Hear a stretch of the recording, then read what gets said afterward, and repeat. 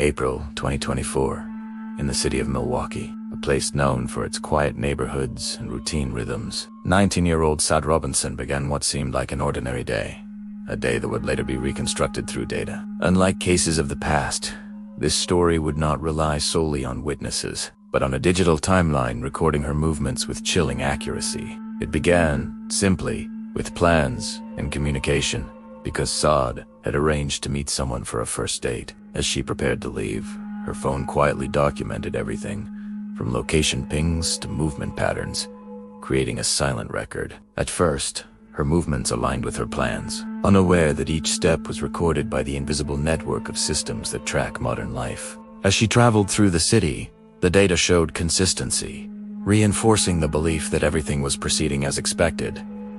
Yet within this sequence, something was building. Timelines rely on predictable progression, and when that pattern shifts, it signals a moment of significance. Technology captured fragments of truth, leaving a trail that feels complete, yet stops just short of revealing the most critical moment. The transition from routine to tragedy is marked by subtle shifts, and eventually silence, a silence filled with unanswered questions. Every step was recorded, every interaction logged, and yet the moment that matters most remains hidden. Everything was recorded, until it wasn't. As investigators reconstructed the final hours, the data provided a near-continuous record mapping her journey across Milwaukee. The timeline does not gradually fade. It breaks, abruptly, as if a line had been drawn between what is known and what is hidden. Without warning, the pattern changes. Activity slows, signals become irregular, and then silence. A disruption that demands explanation. The absence of data becomes evidence itself, suggesting that whatever happened occurred within that narrow window where the timeline ends. Attention turned to the last known locations and individuals connected to those moments. As the case began to gain public attention, despite sophisticated tracking, the most critical moment remains missing, creating a paradox where technology provides clarity and then offers nothing. The absence of data is not a limitation, it is the key to understanding the crime.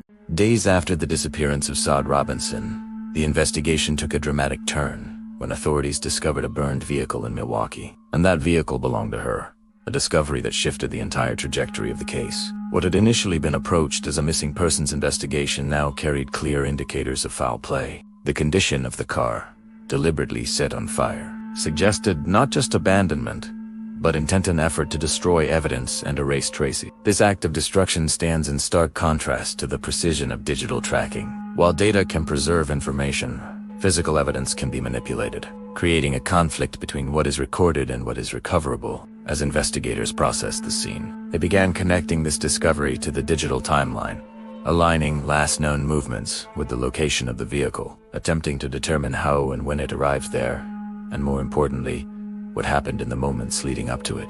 It is here that the investigation expands beyond the city, into more isolated locations, toward a remote lakeside area known as a secret beach, a place removed from routine activity, away from surveillance, making it a significant point of interest. The combination of digital data and physical evidence suggested movement beyond the last recorded signals, indicating the timeline could be extended through inference. This process transforms the investigation into something forensic, where each piece of evidence is integrated into a broader story built from fragments. It reveals not just the sequence of events, but the intent behind them, the deliberate actions taken to conceal and erase. Despite these efforts, the combination of digital and physical evidence creates a picture that cannot be entirely hidden. While fire can destroy objects, it cannot erase data that has already been recorded.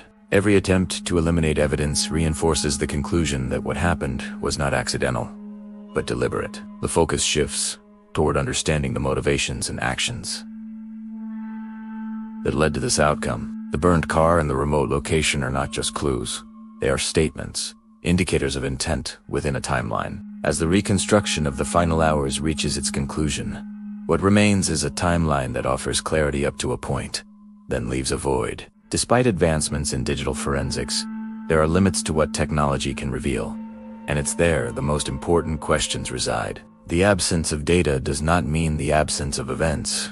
It means those events occurred beyond the scope of detection. This realization forces us to confront the boundaries of knowledge, where certainty gives way to speculation and evidence to interpretation. The human mind seeks completion and resolution, and when those are absent, it creates a sense of unease and lingering tension. In this case, that tension is amplified because the timeline is so detailed, and yet the most critical moment remains hidden. We know where she was and how her movements unfolded, yet we do not know exactly what happened in the moment that changed everything. This uncertainty transforms the case into a lasting mystery that challenges our assumptions about technology and safety. While technology can provide insight, it cannot replace human understanding or capture every moment. We are left with a story defined as much by its gaps as by its details, a reminder of moments that remain beyond reach. Subscribe Criminalverse, where every crime hides a story.